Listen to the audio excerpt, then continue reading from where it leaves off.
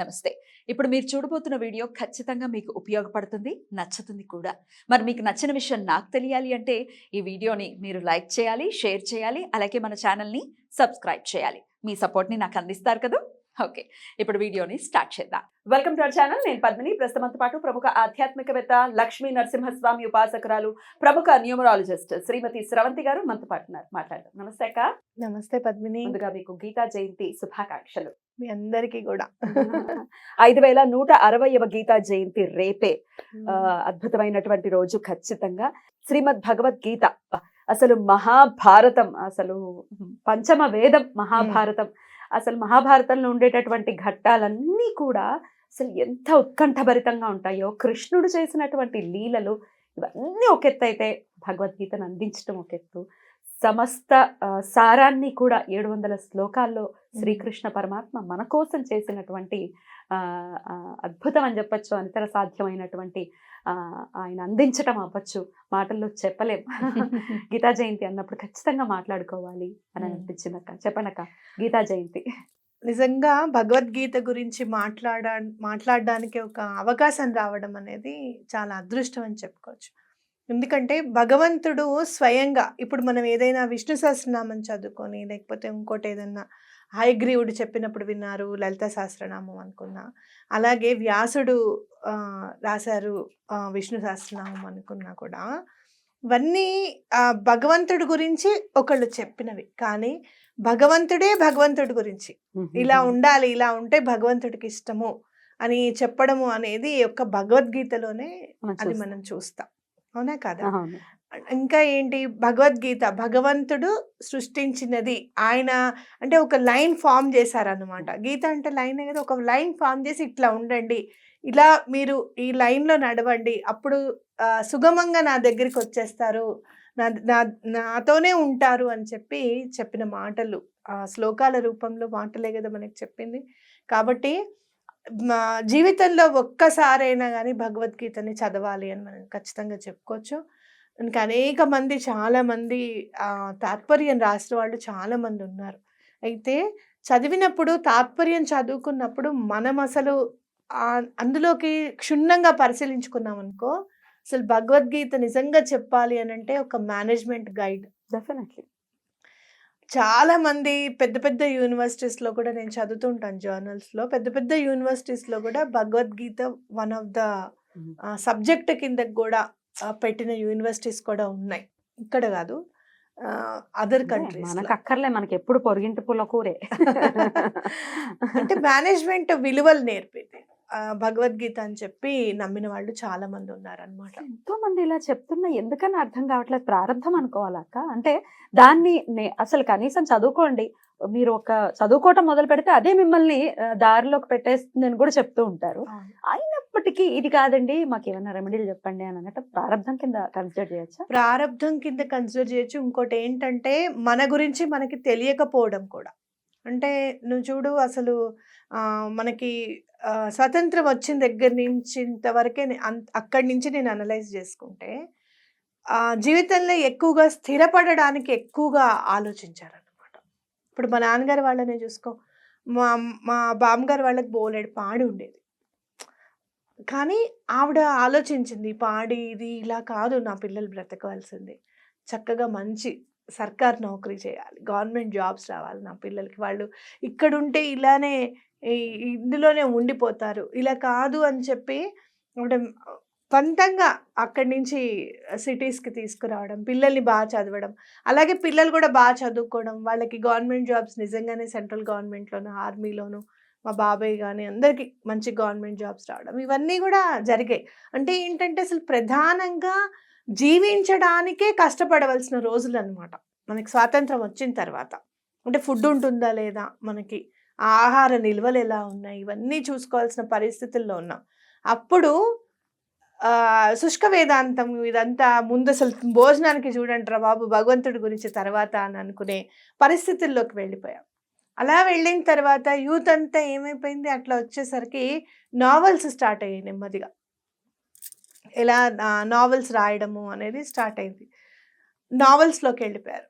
Novels చదవడం. ఎట్లా అంటే ఒక నవల ఒక వారపత్రికలో వచ్చింది అంటే, ఇవాళ శుక్రవారం రిలీజ్ అవుతుందనుకో ఫర్ సపోజ్. ఆ శుక్రవారం కోసం వీళ్ళు బుధవారం నుంచే బుక్ షాప్ వాడి దగ్గరికి వెళ్ళి బుక్ వస్తే మా దగ్గర పక్కకు పెట్టి ఇదిగో డబ్బులని చెప్పి ఇచ్చిన సందర్భాలు కూడా ఉన్నాయట. అంత ఇదనమాట. అంత ప్రభావితం చూపించాయి. అట్లా భగవంతుడికి మనం దూరం అయ్యాము. సనాతన సాంప్రదాయానికి కాస్త దూరం అయ్యామని చెప్పచ్చు. నిజంగా చెప్పాలి అని అంటే నాకు చాలా సంతోషం అనిపిస్తుంది యూట్యూబ్ వచ్చింది.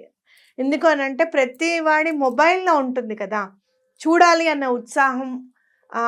అంటే ఇప్పుడు చూడాలన్న ఉత్సాహం ఉన్నా మనకి ఫెసిలిటీ ఉండాలి. నా ప్రశ్న ఏంటంటే, పూజలు చేస్తున్నారు ఇప్పుడు, టచ్వుడ్, అది డెఫినెట్ గా అది స్వాగతించాల్సినటువంటి విషయము. కానీ పూజలు చేస్తున్నప్పటికీ ఇట్లాంటి గ్రంథాలు ఏవైతే ఉన్నాయో, మనం ఋషి రుణం తెచ్చుకోకపోతే ఇక్కడే కొట్టుకోవటమే కదా. గ్రంథం అనేది చదివి తీరవలసిందే, అది మనకు పెట్టి ఉన్నారు సిస్టమ్ ని. ఆ చదవండి అంటే దాన్ని ఎందుకని అడాప్ట్ చేసుకోవాలి? ఎందుకంటే చాలా మందికి బుక్ చదివే అలవాటు లేకపోవడం, బుక్ చదివే అలవాటు లేకపోవడము. ఇంకోటి మా వాళ్ళు ఇంగ్లీష్ నావెల్స్ చదువుతారండి. ఇంగ్లీష్ మా వాళ్ళు ఇంగ్లీష్ మూవీసే చూస్తారు మా వాళ్ళు. గొప్ప ఊరు. అంటే మనం అట్లా ఆకళిం చేసేసుకున్నాం. పరమతము అని నేను అనను. వేరే దేశం యొక్క అగ్రదేశం యొక్క ఆలోచనలు కానీ, అగ్రదేశపు యొక్క ఆహారపు అలవాట్లు కానివ్వు, అగ్రదేశపు యొక్క జీవిత అలవాట్లు కానివ్వు, ఏవైనా కూడా మనలో ఇనుమడింపు చేసుకున్నాము. మనలో ప్రతిదీ కూడా మా వాళ్ళు అలానే ఉంటారు అని చెప్పి కూడా మనం గొప్పగా ఫీల్ అవుతున్నాం. అందుకని బుక్ చదవడం అనేది చాలా ఇంపార్టెంట్. నువ్వు బుక్ తీసుకొని వెళ్ళి, నాకు మా మైత్రి ఒక బుక్ తీసుకొచ్చింది, రామాయణ బుక్. అంత చిన్నది ఎందుకు తీసుకొచ్చావు అని అడిగితే నాకు హ్యాపీగా అనిపించింది. నేను 399 ఇద్దామని తీసుకొని వచ్చాను. అఫ్ కోర్స్ ఇంకో 1 year తర్వాత 2 years తర్వాత అది చదవగలుగుతుంది. కానీ అట్లీస్ట్ బొమ్మలన్నా చూస్తుంది కదమ్మా, అర్థమవుతుంది కదా, తను చదవాలి అనేది ఆలోచన వస్తుంది కదా. నేను అలా చిన్నప్పుడే 6 నెలలు ఉన్నప్పుడే పుస్తకాలు అలా కొంటే మా వాళ్ళందరూ నవ్వారు. రామాయణంవే, అదే బొమ్మలతో ఉన్నవే చూస్తే అలా అలా బేస్మెంట్ అదే కదా మనం నింపచ్చు అన్న థాట్ ప్రాసెస్. అయితే చదవడం అనేది అలవాటు లేకపోవడం వల్లే నేను అబ్జర్వ్ చేసింది ఇంకోటి కూడా ఉంది అక్క. ఇప్పుడు భాగవతం గురించి ఏదైనా అందులో జరిగినటువంటి ఉపాఖ్యానాల గురించి మనం కూడా చాలా సార్లు మాట్లాడుకున్న సందర్భాలు, దానికి వ్యూవర్షిప్ తక్కువ ఉండి ఏదైనా రెమెడీస్ చెప్తే వ్యూవర్షిప్ ఎక్కువ ఉండటాన్ని ఎలా చూస్తారు మీరైతే? అంటే తెలియక ఇవాళ ఈ బాధ కంప్లీట్ అయిపోవాలి నాకు. ఇప్పుడు నేను ఎవరికన్నా ఒక 10,000 ఇవ్వాలనుకో, నేను భగవద్గీత చదివితే 10,000 వచ్చేస్తాయా? రావు కదా. ఏదైనా రెమెడీ చేద్దాం. ఇంకేమైనా మేడం రెమెడీస్ చెప్పిందేమో చూద్దాం, ఇంకో యూట్యూబ్ ఛానల్లో ఇంకోటి ఏదైనా చూద్దాం. కానీ ఇవాళ మీకు ఒక విషయం చెప్తున్నా, భగవద్గీత రెమెడీలా దాన్ని ఏమంటారు, ఒక డిక్షనరీ అనుకోవచ్చు.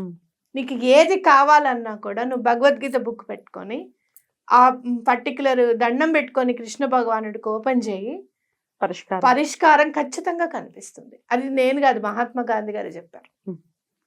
ఆయనకి ఏదైనా మనసు చాలా కకలావికలంగా ఉండి, పాలిటిక్స్ అంటే ఏంటి, అందరినీ సమర్థించాలి, అందరికీ మంచి చేయాలి, అందరినీ కన్విన్స్ చేయాలి.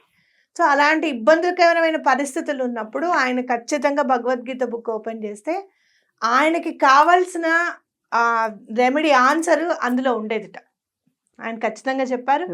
ఇంకోటి అణ్వాయుధాలు ఉపయోగిస్తారు కదా, పరదేశం వాళ్ళే, ఆయన పేరు మర్చిపోయాను నేను. అణ్వాయుధాన్ని ఉపయోగించిన తర్వాత ఆయన భగవద్గీత చదివారట. చదివినప్పుడు ఆ వెలుగు ఏదైతే వెళ్తోందో అంత ఫోర్స్, అదంతా కూడా భగవద్గీత ఆయన విశ్వరూపం దాల్చినప్పుడు ఉంటాయి కదా శ్లోకాలు, అందులో ఈక్వల్గా కనపడిందంట ఆయనకి. అంత శక్తి ఉంది పరమాత్ముడికి, అంతకంటే ఎక్కువ శక్తి ఉంది అనేది ఆయన చెప్పగలిగారు. అసలు కష్టమే రాదు మనకి అది చదువుకుంటే, కష్టం వచ్చిన తర్వాత మళ్ళీ ఏదో చేయడం కాదు, అంతేనా? అవును. ఎందుకు మనం ఇతర కంట్రీస్ వాళ్ళు ఎందుకు గుర్తించారు భగవద్గీతని అంటే, వాళ్ళకి చదివే అలవాటు ఉంది, బుక్స్ చదివే అలవాటు ఉంది. మన వాళ్ళకి ముందు మెయిన్ బుక్స్ చదివే అలవాటు మనం చేయాలి. ఎలా చేసుకోవాలక్క? రోజుకొక్క పేజ్ చిన్న బుక్ తెచ్చుకోండి, ఏదైనా భగవంతుడికి సంబంధించింది. భగవద్గీత చాలా చిన్నగా ఒక 20-30 పేజీలు అసలు భగవద్గీత సారం ఏంటనేది కూడా బుక్స్ ఉంటాయి. ముందు అసలు తెచ్చుకొని అది చదవండి. ఫస్ట్ చదివిన తర్వాత భగవద్గీత ఒక్కొక్క శ్లోకం తీసుకొని చదవండి. మీకు ఒకవేళ బుక్ కొనుక్కోవాలి, చాలా ఆర్థిక ఇబ్బందులు ఉంటాయి, కష్టమే బుక్స్ కూడా ఒక్కొక్కసారి. గీతా ప్రెస్ వాళ్ళవైతే చాలా తక్కువకే దొరుకుతాయి. అది కూడా కొనుక్కోలేము అన్నప్పుడు భగవద్గీత ఫస్ట్ శ్లోకం విత్ తాత్పర్యం అని గూగుల్‌లో కొట్టండి. వస్తుంది. అది చక్కగా ఒక ప్రింట్ తీసుకొని పెట్టుకోండి. ఇవాళ మీరు ఏం అనలైజ్ చేసుకున్నారు? అయితే భగవద్గీతలో మనం భగవద్గీత చదివినప్పుడు ఇవాళ నేను చెప్దాము అని అనుకున్నప్పుడు, నేను భగవద్గీత గురించి ఏం చెప్పాలి అని అనుకున్నప్పుడు నాకేమనిపించిందో తెలుసా? అంటే ఎప్పుడు కూడా మనలో చెడు క్వాలిటీస్ వెతుకుతుంటాం. చాలాసార్లు నీకు చెప్పాను, నాకు అది బ్యాడ్ హ్యాబిట్ పద్మిని అని కొన్ని చెప్పుంటాను నీకు. కానీ నాలో ఉన్న గుడ్ హ్యాబిట్ ఇది అని చెప్పి ఎప్పుడు చెప్పలేదు. కానీ మనము వెలికి తీయాల్సింది ఏంటి అంటే అసలు మన మంచే ఉంది మనలో. ఆ మంచి ఏముంది అని వెలికి తీసినప్పుడు అది ఇంకా ప్రస్ఫుటంగా ఉండాలి. మనం ఇంకా దాన్ని వృద్ధి అయ్యేటట్టు చూసుకోవాలి మన ప్రవర్తన వల్ల అనేది మనకి గుర్తు చేస్తూ ఉంటుంది అనమాట. ఇప్పుడు గుడ్ హ్యాబిట్ ఏంటంటే ఏదైనా చేసే పనిలో పర్యవసానం వెతుకుతాను నేను. అంటే ఇది చేస్తే ఎలా ఉంటుంది, ఇప్పుడే కాదు, ఒక 2 years తర్వాత, ఒక 10 years తర్వాత దాని పరిస్థితి ఏంటి అనేది ఖచ్చితంగా నేను అనలైజ్ చేసుకుంటాను. అందుకే మా ఇంట్లో వాళ్ళందరికీ చెప్తాను, మీరు ఇప్పుడు ఆలోచిస్తారు, నేను చాలా దూరం ఆలోచిస్తాను అని చెప్పే సందర్భాలు చాలా ఉంటాయి. అందుకని ఇవాళ నాకేం తెలిసిందో తెలుసా కొత్తగా, అసలు అర్జునుడికే ఎందుకు చెప్పాడు భగవద్గీత? మహామహులు ఉన్నారు అందరూ. అసలు మీరు చూసుకుంటే గనక మహాభారతంలో ఎవరికి వాళ్ళు పేర్లు తీసుకుంటుంటే మనము అబ్బా వీడు చాలా గొప్పవాడే, అబ్బా ఈయన చాలా గొప్పవాడే అని అనుకుంటాం. వీడు అన్నప్పుడు ఎవరు గుర్తుకొస్తారు మనకి చెప్పు? దుర్యోధనుడు. అమ్మో అయ్యో పాండవులకు ఒక్కడికే వీళ్ళని కానీ యాక్చువల్ గా అయితే చాలా ధర్మ ప్రవృత్తి గలవాడు, ప్రజల్ని అసలు ఇబ్బంది పెట్టని వాడు, మూర్ఖుడు. అంటే మూర్ఖత్వం అది. కాబట్టి అలా ప్రతి క్యారెక్టర్ చాలా డిఫరెంట్ గా ఉంటుంది, మనకి వెతుక్కుంటుంటాం. అయితే అర్జునుడికి మాత్రమే వేరే పర్యవసానం గురించి ఆలోచించాలి, అనాలిసిస్ చేసుకోవాలి. రేపు పొద్దున ఇవాళ ఈ పని చేస్తే ఎలాంటి పరిస్థితుల్ని మనం కాన్సిక్వెన్సెస్ అంటారు, ఎలా బేర్ చేయాల్సి వస్తుంది, ఏ కాన్సిక్వెన్సెస్ని మనం చూడాల్సి వస్తుంది అనేది ఓన్లీ కేవలం అర్జునుడికి మాత్రమే అలాంటి తత్వం ఉంది. కాబట్టి భగవంతుడు అర్జునునికి ఎన్నుకున్నాడు. అలాంటిది మనకి ఇవాళ చదివితే నాకు అర్థమైంది, ఓహో నాలో ఇది మంచి క్వాలిటీ ఉందన్నమాట. సో దీన్ని మనం డెవలప్ చేసుకోవాలి అని చెప్పి. ఎట్లా స్టార్ట్ చేయమంటారు? ఏదైనా శ్లోకం చెప్తారా మీరు? ఇప్పుడు శ్లోకాలు చెప్పాను అనుకో, ఒక్కదాని మించి ఏది చెప్పాలి అనేది ఒక్కదాని మించి ఒకటి చాలా. ఫస్ట్ది కాదు 45 చాలా బాగుంటుంది, 45 కాదు అసలు 47 చెప్తే ఇంకా బాగుంటుందని అనిపిస్తుంది. అయితే ఏ శ్లోకానికి అది కాదు, భగవద్గీత చిత్రం మనకి తెలుసు కదా. ఆయన చక్కగా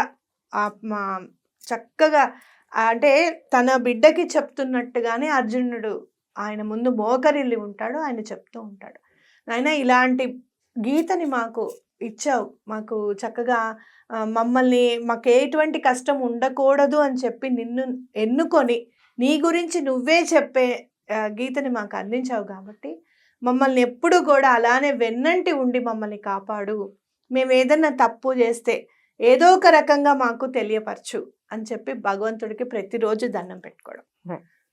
అసలు ఇక ఆ గీతాసారం అంటే అదే కదా, నువ్వు చేసింది చెయ్యి, కర్మని నాకు వదిలేసాయి, ఫలితాన్ని నాకు వదిలేసాయి, కర్మని నువ్వు చెయ్యి అంతే అని చెప్పడం. అవునా కాదా? కాబట్టి అలా మనం దండం పెట్టుకోవడము, అలా మనల్ని నడిపించమని భగవంతుడిని కోరుకోవడం అనేది చాలా ఇంపార్టెంట్. భోజనం చేస్తున్నాం అనుకో, పరమాత్ముడిని ఏ శ్లోకము ఏది ఉంది ఇవన్నీ కాదు, ఈ భోజనం అంతా కూడా పరమాత్మునికి చెందింది, ప్రసాదంగా నేను తింటున్నాను అని చెప్పి దండం పెట్టుకొని తినడం అనమాట. అది చాలా బ్యూటిఫుల్ గా ఎక్స్ప్లెయిన్ చేశారు అక్క. ఖచ్చితంగా ఇప్పటి నుంచి అయినా మొదలు పెట్టడం అనేది చెయ్యాలి. మీరు అన్నట్టుగా చాలా సరళంగా అర్థమయ్యే, కొంతమందికి అర్థం కాక కూడా దాని జోలికి వెళ్లకుండా ఉంటారు. సో జీవితంలో జరిగింది ఒకటి చెప్తాను పద్మిని, అడ్డొచ్చాను అనుకోకు. ఏంటంటే నేను చాలా సందిగ్ధమైన స్థితిలో ఉన్నా. అర్జునుడికి ఎలాంటి సందిగ్ధమైన స్థితి వచ్చిందో నాకు కూడా అలానే సంకటం అనమాట. అటు నా వాళ్ళే ఇటు నా వాళ్ళే, ఎవరికి నేను ఏం చేయాలో నాకు అర్థం కాదు. పిల్లలు నువ్వు చూసావుగా, మా పిల్లలకి కొంచెం ఇండివిడ్యువాలిటీ ఎక్కువ. అంటే వాళ్ళ ఆలోచనలు అవి కూడా షేర్ చేసుకోవడము, అంటే మేము భయపడేవాళ్ళం మా అమ్మకి ఏదైనా చెప్పాలంటే. అట్లాంటి భయం అలాంటివి ఏం లేవు, వాళ్ళు చక్కగా చెప్పేస్తారు ఇది కరెక్ట్ ఇది రాంగ్, మాకు ఇది కావాలి, నువ్వు ఇది చెయ్యాలి మా కోసం అని ఓపెన్గా చెప్పేస్తారు. అట్లా మా పిల్లలు కూడా నువ్వు అలా ఎలా ఆలోచిస్తావు, మా గురించి నువ్వు ఆలోచించవా అన్నప్పుడు, ఎదురుగుండా ఎవరితో దెబ్బలాడాలి అందరూ నా వాళ్ళే అనుకుంటున్నప్పుడు భగవద్గీత సారం అంటే శ్లోకం కూడా రాలేదు పద్మిని. ఫేస్బుక్లో కృష్ణుడు అర్జునుడు ఉన్నారు, కృష్ణుడు మాట్లాడినట్టుగా పక్కన రాసుందనమాట, ఇంగ్లీష్లో రాసుంది. నువ్వు గనక నీకు కావాల్సిన దాని గురించి ఇవాళ ఫైట్ చేయకపోతే అది రేపు నీకు దక్కలేదు అని మాత్రం నన్ను నిందించకు అని ఉంది. చూసా ఎంత కరెక్ట్గా యాప్ట్ అనమాట. ఇక భగవంతుడా నన్ను ఏం చేయమంటావు, నాకు ఏం అర్థం కావట్లేదు స్వామి, దీని నుంచి నువ్వే బయటపడేయాలని అనుకున్నప్పుడు నాకు కరెక్ట్ ఆన్సర్ దొరికింది భగవద్గీత నుంచి. కాబట్టి ఏ ప్రాబ్లం ఉన్నా కూడా భగవద్గీతని ఆశ్రయించండి. ఎటువంటి పరిస్థితుల్లోనూ సమస్యకి పరిష్కారం మీ ముందు ఉంటుంది. బ్యూటిఫుల్ గా ఎక్స్ప్లెయిన్ చేశారక్క. Thank you so much. నమస్తే. నమస్తే.